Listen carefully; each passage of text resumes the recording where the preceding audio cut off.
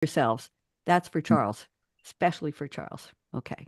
Phani, you're Promise going to to be behave as fine. well. All right, let's have a great show. Here we go. Thank you. The following program is being brought to you on the Voice America Business Channel. For more information about our network and to check our additional show hosts and topics of interest, please visit voiceamericabusiness.com. The Voice America Talk Radio Network is the worldwide leader in live internet talk radio. Visit voiceamerica.com. The views and ideas expressed on the following program are strictly those of the host or guests and do not necessarily reflect the views and ideas held by the Voice America Talk Radio Network, its staff, and management. Here we go.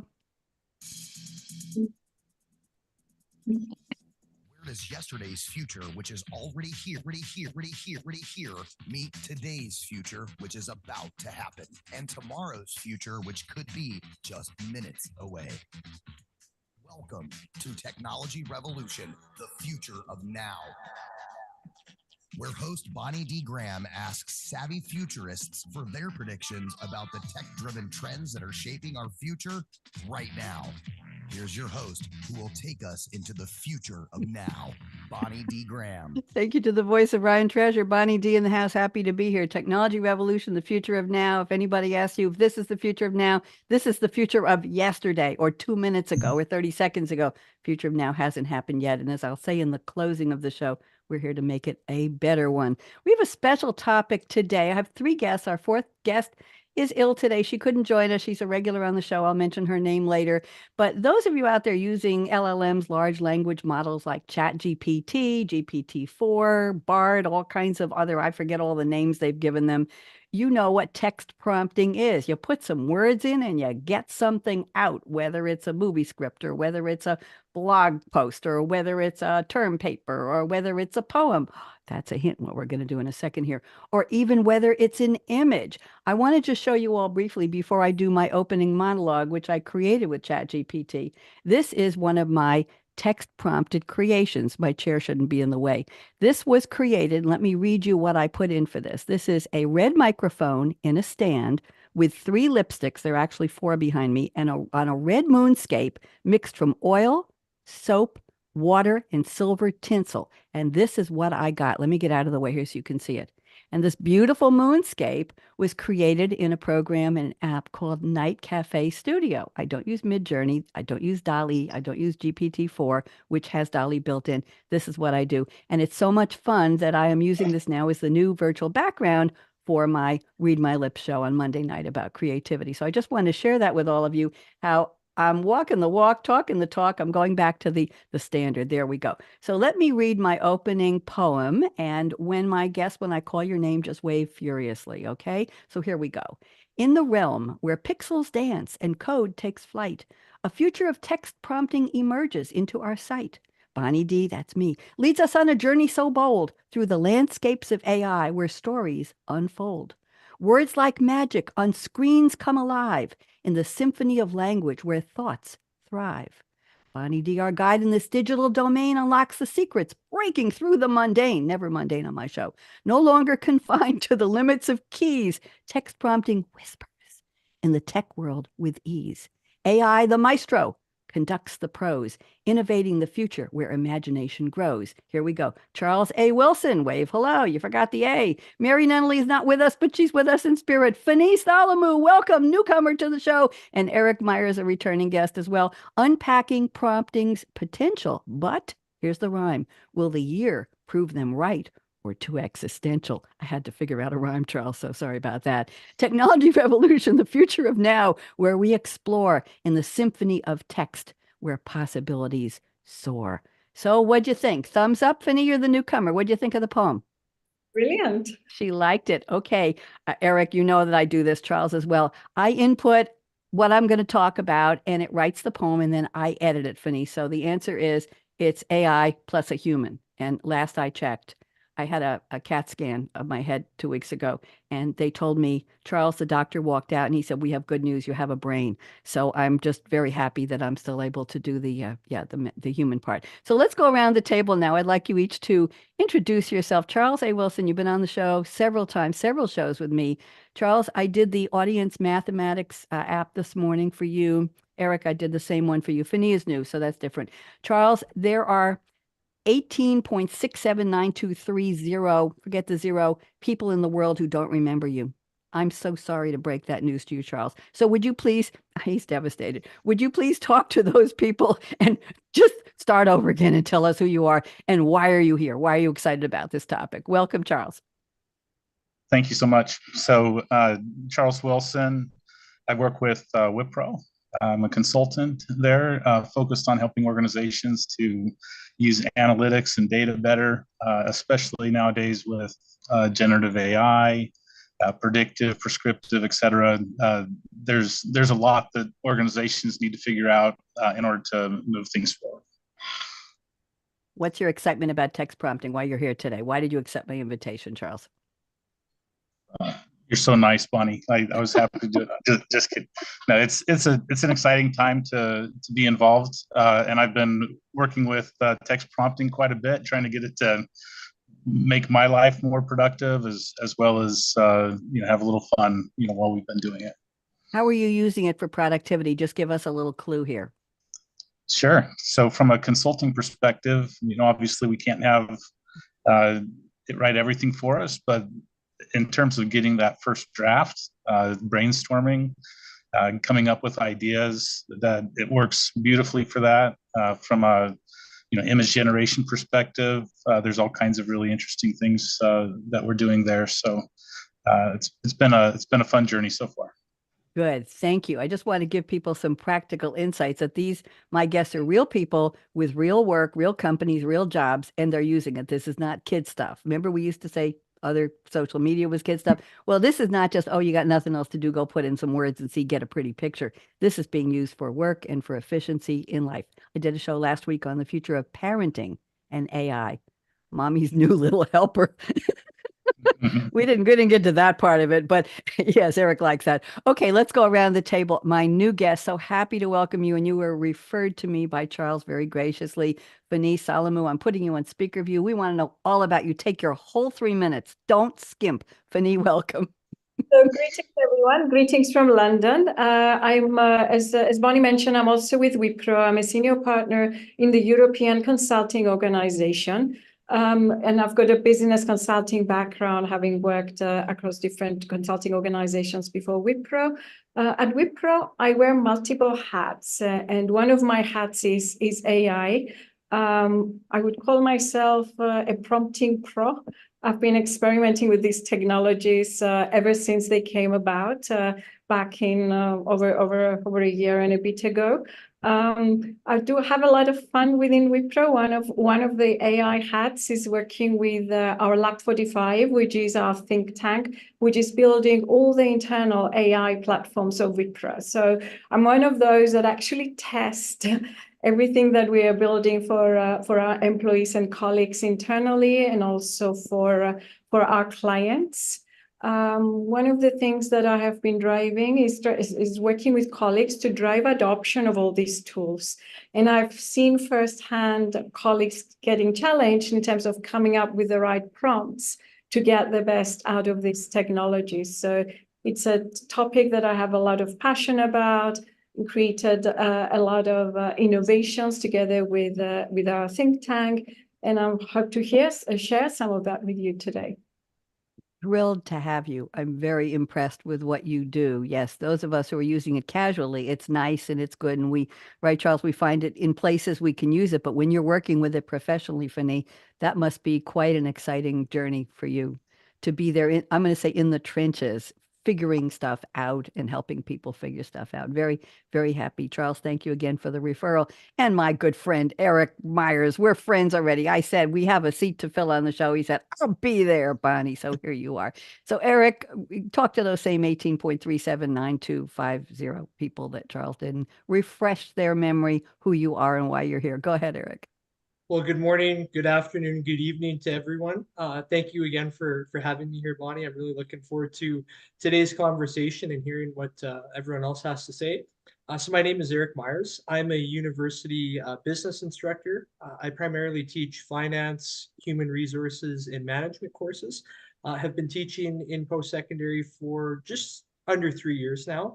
And what fascinates me about today's conversation is, really learning more about how text prompting is used specifically, in the consulting business. So I'm really curious to know from Phani and Charles, how it's, helps them, do their day-to-day job responsibilities and how it's going to continue to grow, in the future. And I think, from my perspective, I'm, happy to share and kind of give my 2 cents as to what text prompting is going to look like in post-secondary for students, number one, for faculty and all other, workers within a university setting. Is it's a way of not just the present, but most certainly the future. And it's only going to continue to grow. And I'm really looking forward to seeing kind of where things, evolve on that front, so to speak. Thank you, Eric. And how are you using it? Are you using it personally right now or in your consulting? And you just give us a little clue. What are you doing with it right now? It really helps with prep. If I'm teaching a class for the very first time and I have kind of that instructor's block, so to speak, or don't necessarily know where to start, text prompting has certainly been helpful with just getting, a curriculum started, and really kind of guiding the preparation process, so to speak. Very nice. Thank you very much. Thank you, all three of you. And I just want to read a little tiny bit from Mary Nunaley to remind everybody she's been on the show several times. She's the fiery co-founder of the Lavender Dragon team. She's leading the charge in bringing magical ideas to life. She's an ATD certified master instructional designer, certified e-learning developer, and award-winning course developer. And that's who she is. And she's been on the show for many different technologies. And I'm sorry she couldn't join us today. I will be sharing at least one of her predictions in the roundtable. So let's go to the part of the show where I've asked my guest to send me a fictional character quote from a movie or a TV show or a song lyric that has nothing to do with AI and LLMs and text prompting and chatbots and technology in general. So here we go. I'm going to read the quote from Charles Wilson. This is absolutely lovely. I'll read a little bit of background first and then. Okay, he picked a line from the song The Ballad, written and performed by the wonderful Gloria Estefan back in 1986. Charles, can you believe how many years ago that was? 30-something, 24 and 14, 38 years ago. Oh my, is she really that old? Words Get in the Way was the third single from her band, the Miami Sound Machine. I remember them on their second English language album. The song became the highest charting song off the album. The band re-recorded the song in Spanish as No Me Vuelvo a Enamorar, something like that. I won't fall in love again, not a direct translation. Okay, here's the line.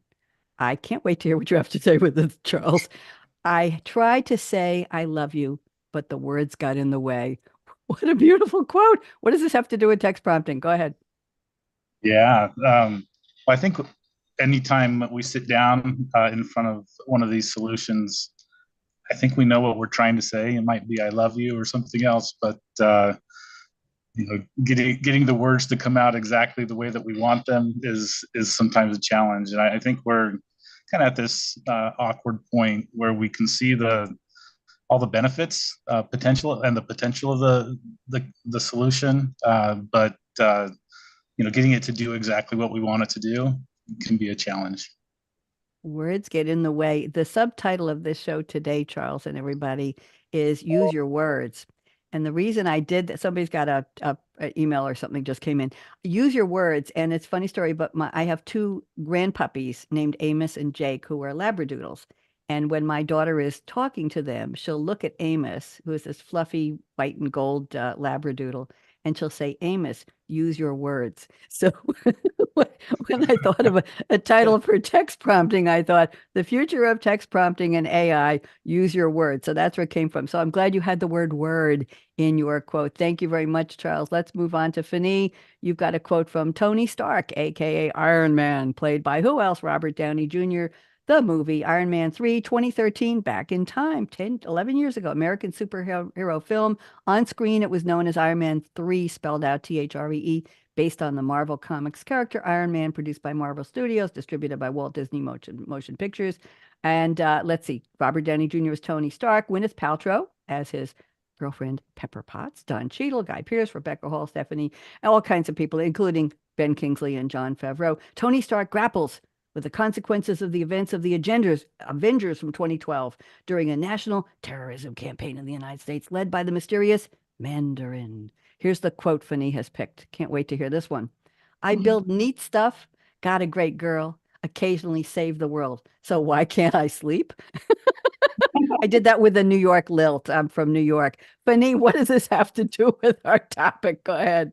Oh, absolutely. And it's not a film that anybody would associate with me, so bear with me. What I really love about the analogies is the fact that he was such an innovator. He was just pushing boundaries and he was all for discovery. And that's where we are really with text prompting. We're using text prompts to guide AI to just generate ideas and outputs, whether it's text or image. So the kind of innovation is the first theme. The second theme is around the way he was creating the suits, which is sort of different pieces coming together and then power comes together. That's how we are creating sort of AI agents. And I hope we can talk more about AI agents later in the show, where it all comes together to solve problems. And using the right prompts and bringing different concepts together creates power. So that's kind of the second theme.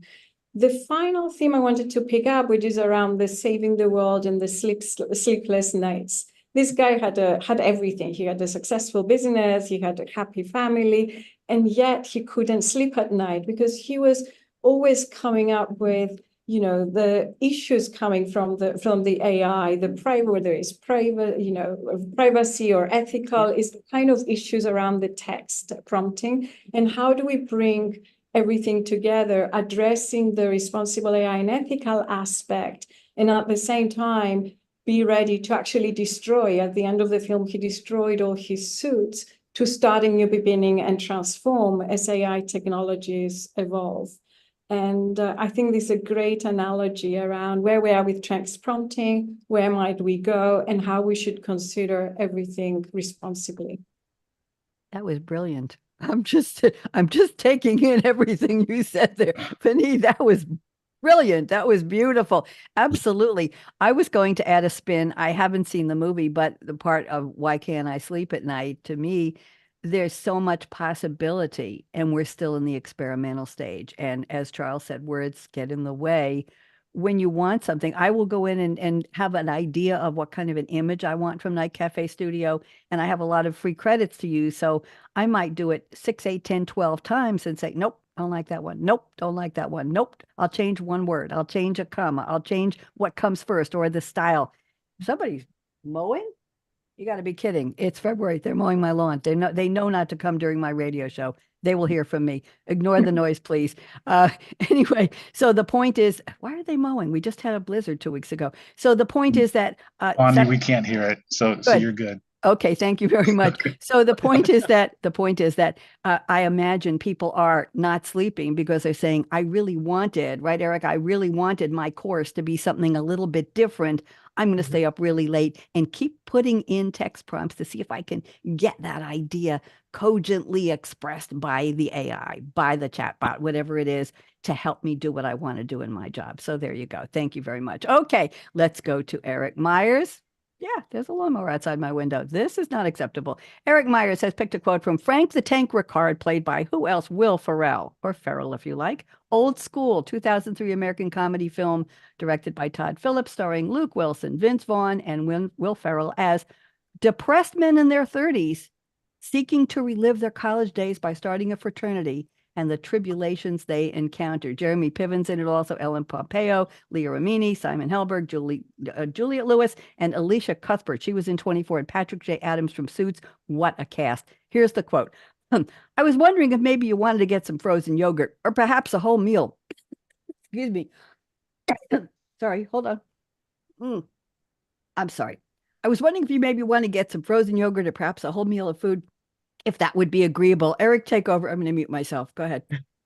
All good, Bonnie. And I think that's kind of fitting. That's perfect to exactly how that scene went in the movie, and what the quote is representing is some of the times we're at a loss for words, whether we get something stuck in our throat, we're chatting with someone and we don't know what exactly to say. So this really, I think, in a completely different context, in a completely different setting, relates to something that Charles was mentioning earlier about just not knowing where to start, not knowing what to say. Doesn't matter if you're in your mid 30s trying to relive your youth. Doesn't matter if you're, up at night, wondering about AI and ethics and privacy.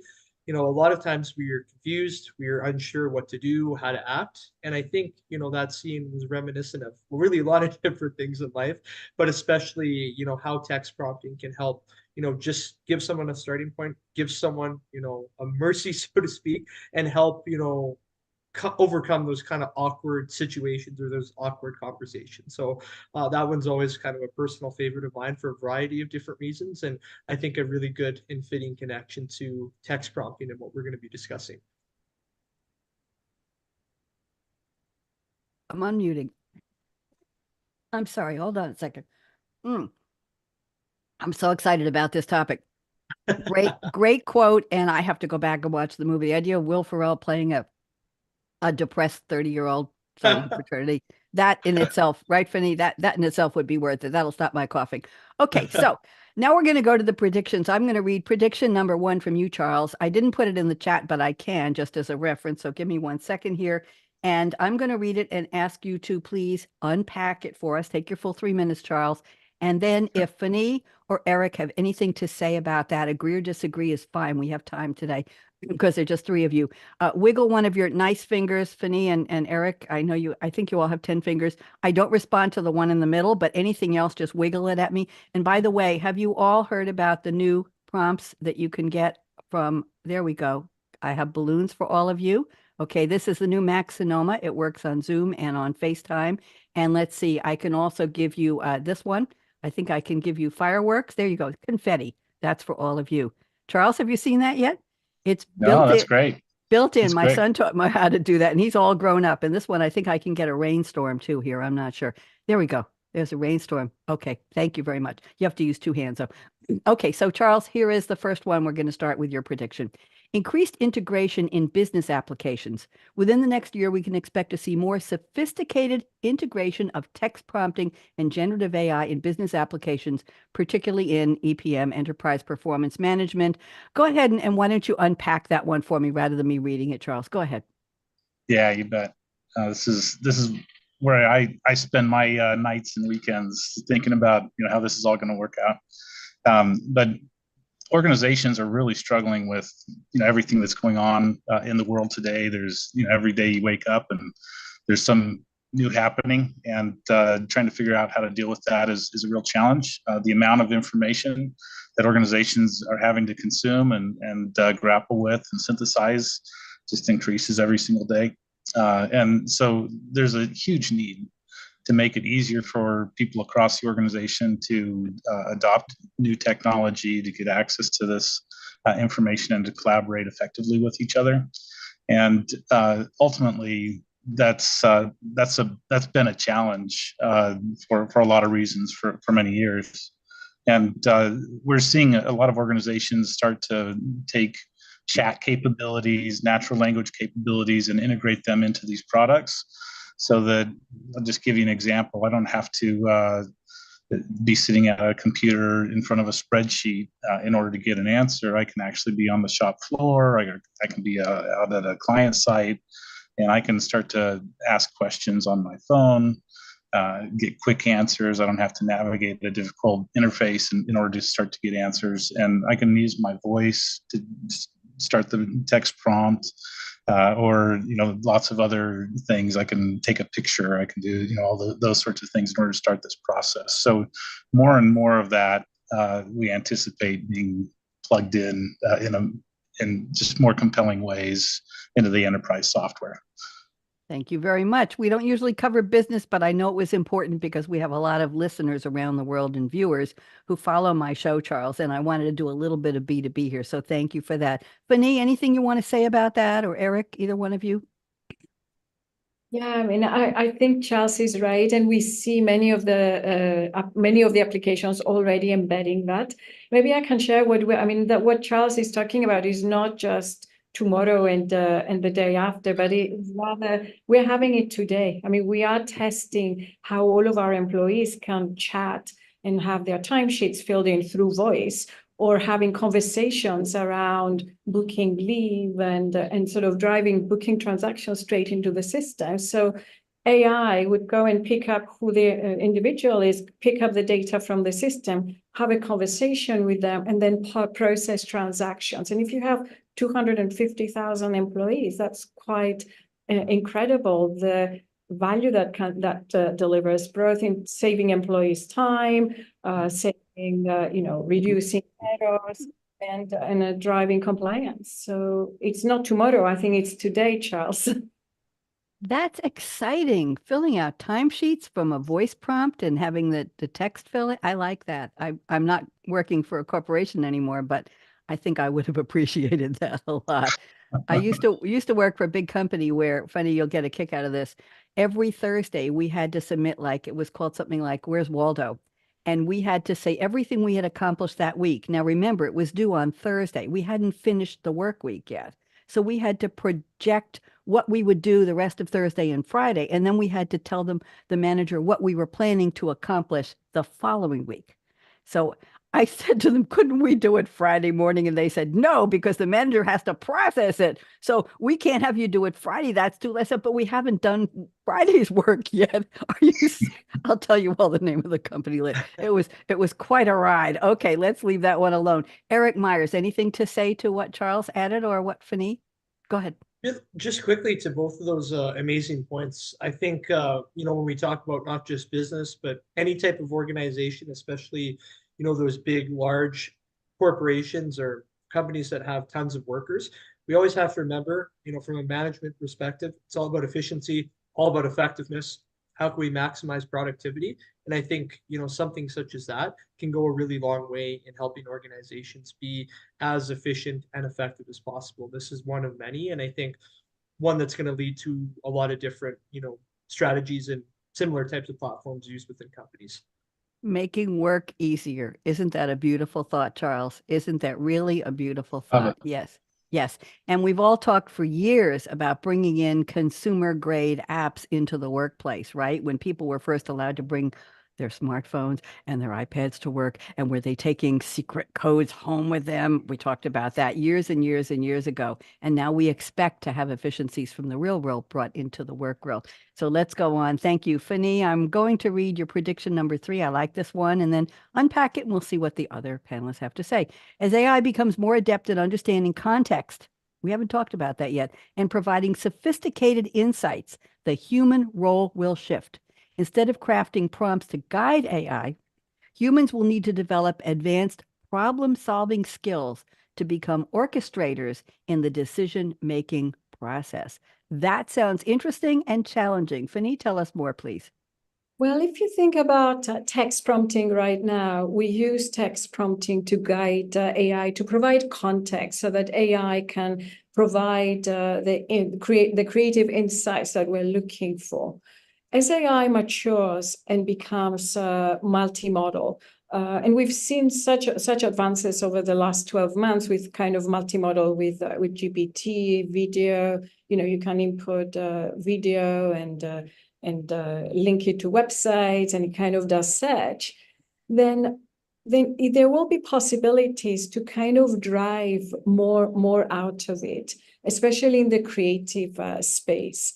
If you think about how, if you think about us as humans, we work we achieve the best when we have cross-functional expertise, and we bring all of that together to bring the different perspectives.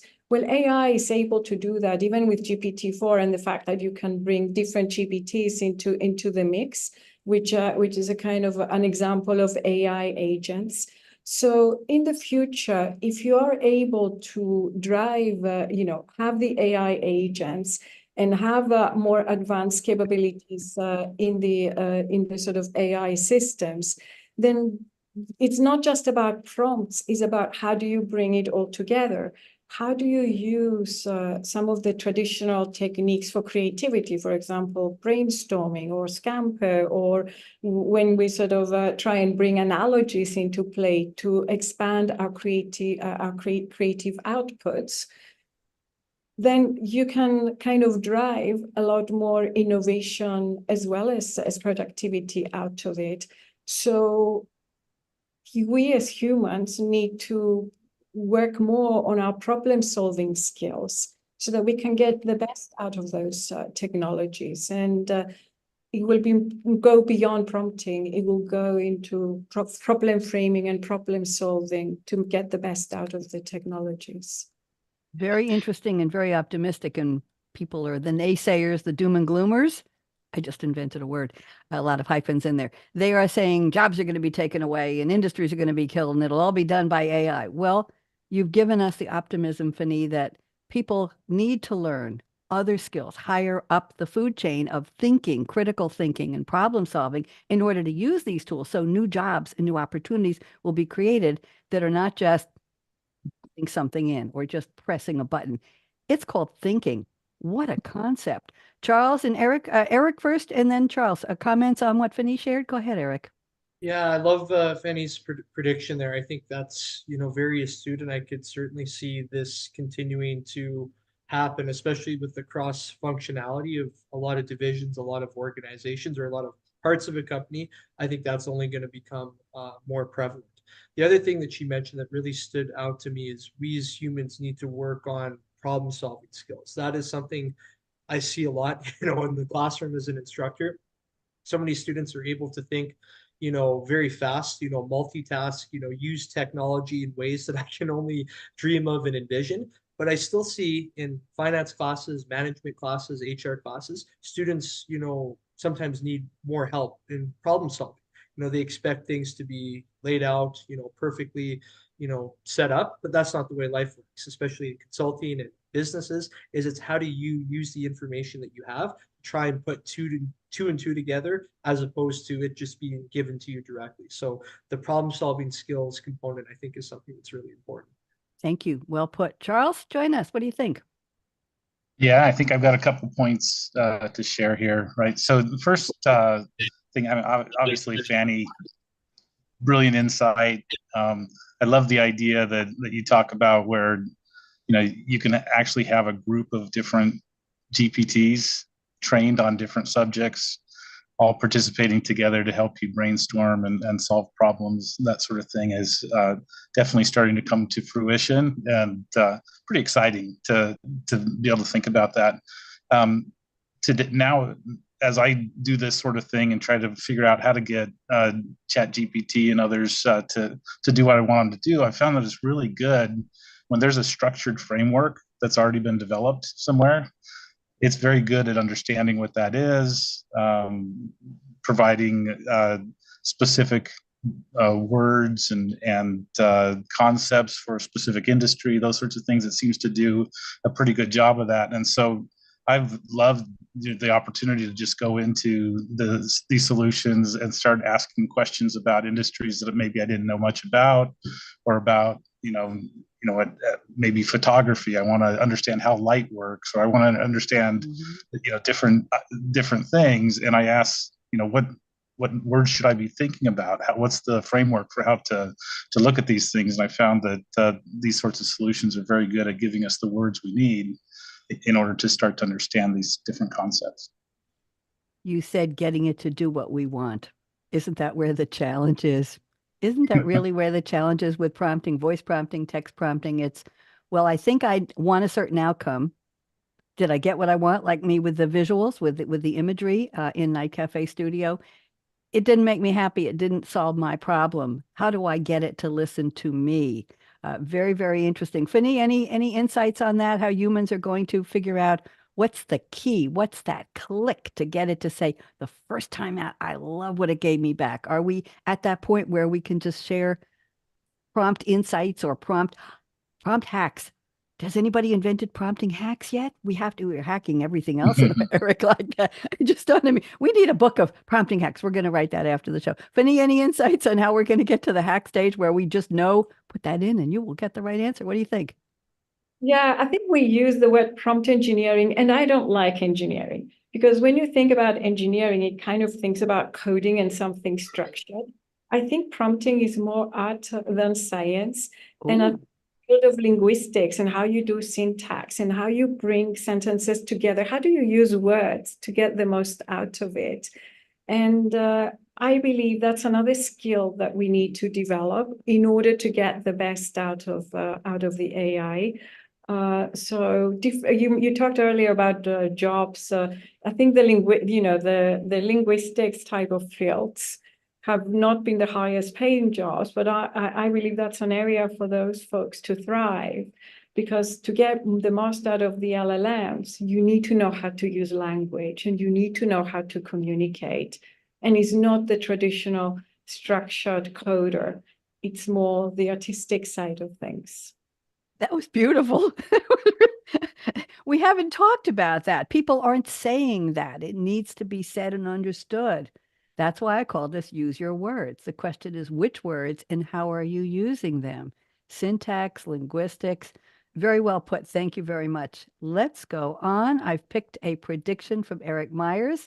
Short and sweet. Let's see where you want to go with this. It's in the chat for you, Eric. Text prompting is something that can help combine key material, data, and videos in the past with present day information and content. So Eric, go for it. Tell us what this means, please.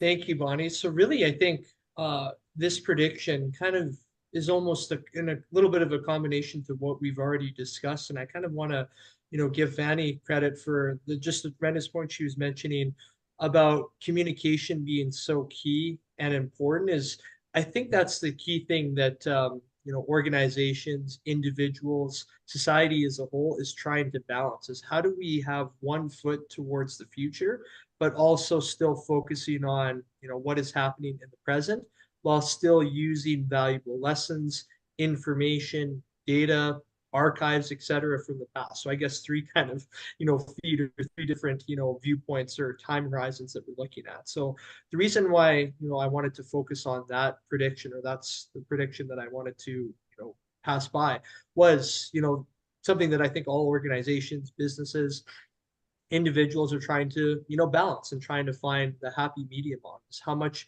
do we focus on the past? How much do we focus on the present? How much do we have allocated towards the future when it comes to making decisions? We talked about efficiency and productivity, like we were talking about earlier, when we're, dealing with different functions and, components within a business. How do we properly communicate something that has happened, 10 years ago to what is happening right now, to what will happen 10 years into the future? I think, just taking that holistic approach, seeing those, like I said, three different time horizons and almost maximizing the benefits from each is I think the further, prediction to come from that is how do I maximize what has happened in the past, take the important lessons learned. How do I do the same for the present? And how do I make sure that the future in any decision or work context that I'm involved in is as productive and seamless as possible? This goes back to another point we've talked about this morning about work, especially, is how do we make it just as enjoyable and less strenuous as possible, or dare I say even fun in that sense. Oh my, work as fun. Whoever thought of such a concept? Yes, where would Crazy, we go with isn't it? that? Yeah, I know. Phani or Charles, you want to comment on what Eric just shared? Either one of you? Charles? Yeah, I'll throw a few things out there real quick. So I love the fact that these GPTs are basically an extra brain, right? They have all this information that there's no way we could store ourselves, and being able to quickly access that is amazing. It gives you context, gives you memory that you could never have otherwise. So I love that. And I think that one thing, just a little practical thing that folks that are listening might want to try is prompt Claude, right? Prompt GPT, prompt Bard, and then take your results and paste them into another solution and ask it to synthesize all of it and come up with something new, right? So you can actually use these things together in order to get new and interesting results. And I think let Phani expand on some of this stuff, but that idea that you can get multiple perspectives and come up with new ideas is I think something that can work really well. Phani, you want to add to that? I loved his three horizons, actually, the way Eric described that. Another thought on this I wanted to share is one of my favorite activities is actually getting LLMs to critique themselves. So you ask a question or a prompt, they come up with something, and then you ask them to unpack that and critique it. And it's incredible how, especially when you're combining different LLMs or kind of different stats, it's incredible how much value you get out of that. That helps expand your own your initial idea, and then once you start bringing some of the creative techniques I spoke about earlier, trying to, whether it's brainstorming or try to sort of use analogies, that allows you to move beyond the standard. Because one of the risks with these models is that, say you have two companies that are in the same sector, and if both ask the same prompts, you're going to get the same answer, especially if you're using it in creative fields like marketing. So expanding the way you drive the innovation cycle and the creativity cycle is in essence going to enable more originality when it comes to the output that comes out of it. So in summary, get it to critique itself, play with different techniques and words so that you move beyond the standard answer that you would get if you ask a very basic question. Wow. We don't usually give tips on this show, but we're giving a lot. This is a playbook for working with text prompting. Very, very interesting. Thank you, Eric. That was a good starting point. I tell you what, I'm picking two predictions from Mary Nunaley, who was scheduled to be on today but couldn't join us. And I'm just going to have you all respond with agree or disagree. I'll go in the original order, Charles and Phani and Eric. So let me just play with these a little bit. First, she says, text to image will improve within the next 3 to 6 months. So here we are, February. Okay, so late summer. Okay. Text to image will improve in the next 3 to 6 months, resulting in fewer awkward-looking body parts and poses as AI becomes more adept at deciphering words and translating text into images. Look for realistic people, animals, and more. And then I'm going to add one more to that.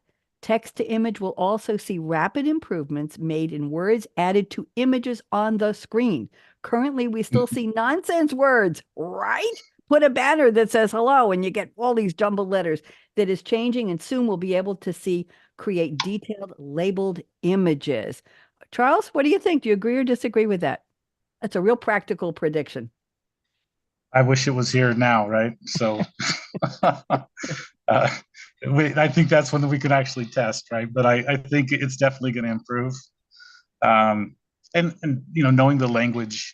So one thing I was going to say is that there's things like the golden hour, the blue hour, the purple hour. These are concepts within photography that are well understood by photographers, but we don't. I never knew about them until I started using these tools. What are they? And What are they? Can you explain a little? Yeah.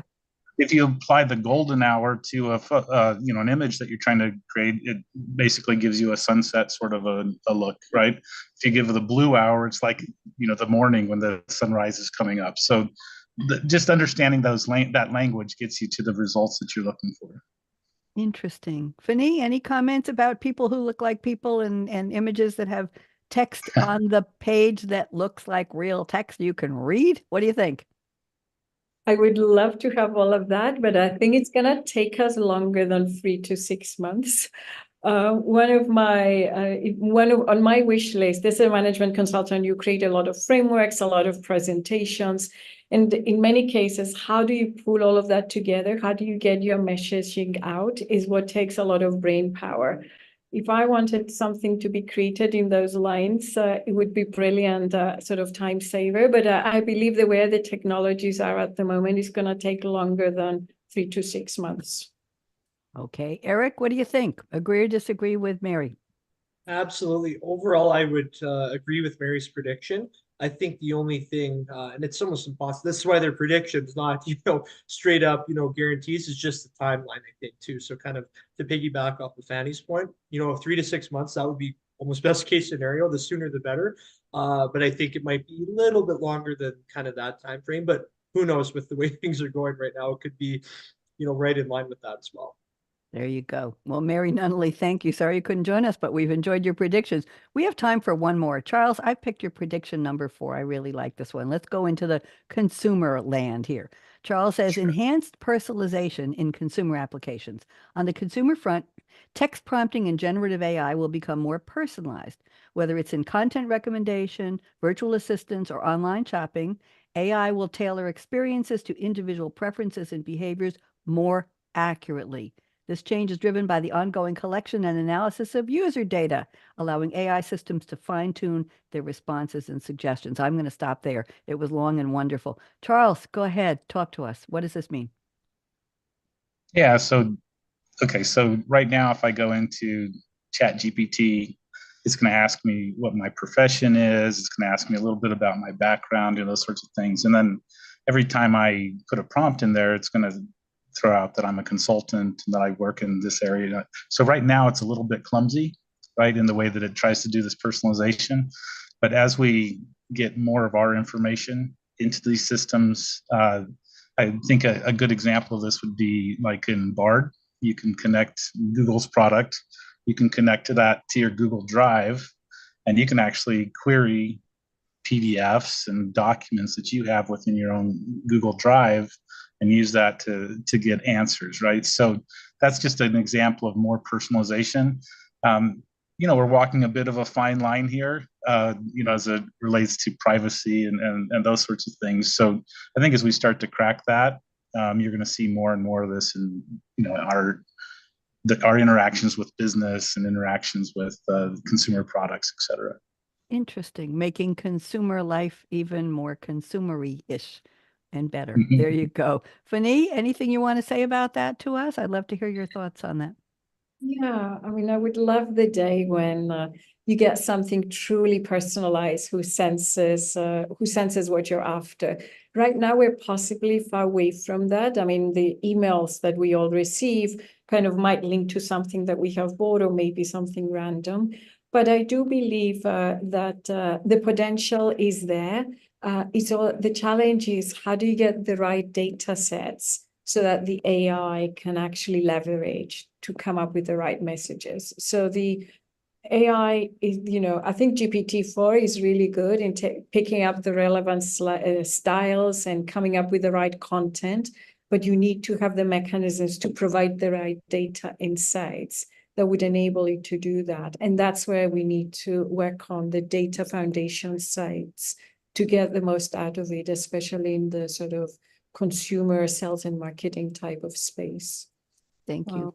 I know that when you're putting in your prompts, when we put in text prompts on eBay, on Amazon, we're basically giving text input and we're saying, show me what you got, right? We've been doing that for years and years and years, not thinking about AI. It's a database. There are keywords. It's recognizing patterns or words, forwards, backwards, whatever we put in it. And it's telling us what it's got, not always exactly what we want. Wouldn't it be nice if we could dream a little bit and put in a real text prompt and it would say, yeah, somebody here was working on that. We might have it in 3 weeks. Would you like to pre-order it? No, I'm not talking about the Apple Vision Pro, not that. Okay, not going to spend that. Eric, any comments on what we're talking about? Quickly, I love the prediction there. I think the biggest thing is just weighing the balance between customized or personalization versus privacy. I think, all organizations, all different platforms are trying to find that happy medium, so to speak, or quote unquote, that level of balance. And I think that's the biggest thing that it's going to be continuing to work upon is how do we kind of maximize, that personalization while still trying to adhere to as much, individual privacy as possible. Thank you. Privacy is still a big issue, isn't it? What data are we putting out there that we didn't realize we put out there, that's out there that people want, that they're tapping into, that they're using, that they're sharing, that they're passing along, that they're abusing? It's still, hey, horse is out of the barn door, right, Charles? It's hard to put it back in once that gallops away. And there we've been doing it for years, whether we know it or not. I remember advice years ago for kids is every time you post a picture with on Facebook or anywhere, and potential job interviewers and prospective hirers and People in the academics, right, Eric, are going to see all of that. It's very hard to take it away once you've let that barn door go. But enough lecturing for me. We have time for one more prediction. The show has 7 more minutes left. Phani, let's see what we can do with this one. I'm selecting prediction number 2 for a reason. I'm going to read the last line because that's where I want you to go. Imagine a system with AI agents, each with its own context and data sources, creating teams with humans. When's this coming, Phani? Who and how is it going to happen? Go ahead. Actually, we have one of the models that we're experimenting with is an agent model. So we're able to, define different. I define agents as think of it as an expert in their field who have their own knowledge, they have their own data sets and their own personas that allows you to be very narrow in a specific area so that it doesn't quite hallucinate. So just to give you an example to make it real, one of the experiments we have been running. So we had to respond to a client RFP, and then we had so you have the client RFP, you have the historical RFPs that we responded or our points of view, and then this particular client had a 7-hour investor meeting, a full day. All the leaders were actually presenting to the analysts very deep about their strategy, their fields, what they're doing into the future. What I did is I took the actual transcript from the shareholders, from the investor meeting, and created specific agents. So one was CEO, another was CFO, another was Chief Marketing Officer, etc., with the links to their websites and other material they created, links to the presentations, and then put it into the model. And it's quite fascinating to get the agents, AI agents, to talk to each other because the prompts are enabling them to talk to each other. So from that perspective, was able to do in, say, half a day, took more time to create all the, cut and paste the material from the investor presentation and put it into the model than actually run the analysis for it. And you get quite rich insights from a different perspectives, different personas that allows you to actually advance your thinking much faster than you would before. So this prediction is about moving from single model to multi-model to bringing it all together. And I believe that's the future for business. Thank you. Charles, we have time for a quick response from you and then one from Eric, and then we're going to wrap up. We got 3 minutes left. Charles, what do you think? Yeah, I love this idea and love what Phani's been doing in this space, right? So all I can say is the sooner the better. Yep. Eric, what about you? You looking forward to that? Yeah, I concur with both Charles and Phani there. I think the sooner the better. I think, again, it'll just provide a lot more positives than any potential negatives or risks that can arise. And I think, the more people that are on board, the more, buy-in there is, the more investments towards it, I think the better off will be short-term and certainly the long-term. I'll tell you a little experiment I ran. There's a young man named Jordan who's my engineer for most of my radio shows at Voice America. Yes, we have 3 minutes left. And Jordan told me a couple months ago he hadn't used ChatGPT or any of the LLMs. And I said, let's meet on Zoom and I'll show you how it works.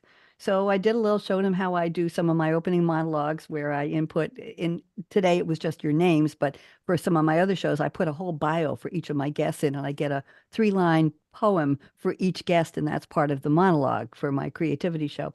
So I said, Jordan, why don't you give me an idea? Let's write a movie. Let's do a movie script. What would you like? And I said, give me 2 movies. He said, how about Back to the Future and Willy Wonka's Chocolate Factory, the original one? So I put in simply, write a movie script, give me an outline for a couple of different parts of the movie, let's say 5 acts, if you will, or 5 sets. And within it was a little longer than usual, maybe 7 seconds instead of 3, it came out with a story about a woman named Esmeralda who was caught in a time warp in Back to the Future, and she had the secret recipe for Willy Wonka's Chocolate Factory, and they couldn't get that recipe until they solved the Back to the Future time travel and brought her back to the chocolate factory where she could give back the recipe. She had either stolen or borrowed it. It gave me a script that was about this long. I shared it with Jordan. I don't think he realized what he had done by that suggestion, but it was charming. It was very well done. It took into account the theme from both movies and described them and combined them in a very beautiful way. And I think Jordan said, wow, that stuff's really cool. So Jordan, if you're listening, I appreciated you doing that. And I've been telling that story to a lot of people. So prompting, as Phani said, it's the linguistics, it's the syntax, it's the words we pick. As I say to my grandpuppies, use your words. Amos and Jake, tell us what you want. What do you actually want? And that's where we're going to have to go with this. Charles A. Wilson, we still forgot to put the A in there. Charles A. Wilson, thank you for being here as always. I always look forward to having you on the show. And thank you for referring me to Phani Solomou. Phani, you're brilliant. You did not go long on that last prediction. It was perfect. I wouldn't have cut a nanosecond off of it. It was absolutely perfect. Eric Myers, always love to have you on. We love the academic perspective. And Mary Nunaley, we hope you feel better. Now, here's a little exercise, and don't go away when we end. Everybody, I want you to get ready to shake that finger. On the count of three, Phani and Charles and Eric, come on, follow my lead here. You're going to shake that second finger. Eric, that's it, hands up. You know which finger to use, please, only the right one. And on the count of three, when I say 1, 2, 3, you're going to join me in saying no, no, no. People say the future is already here. And our answer is 1, 2, 3. No, no, no. And that's because that was the future where I said we're going to say no, no, no. Now it's in the past. It's gone. So let's make it a more exciting one, a more interesting one, a more productive one, and a one that's more amenable to humans, to our thinking, to our problem solving skills, to our energy, to our excitement, and to our looking forward to the future. Thank you all. Say goodbye to social media. We're on LinkedIn, we're on Facebook, we're on YouTube, and we're on the Voice America Business Channel. And Aaron, are we out? All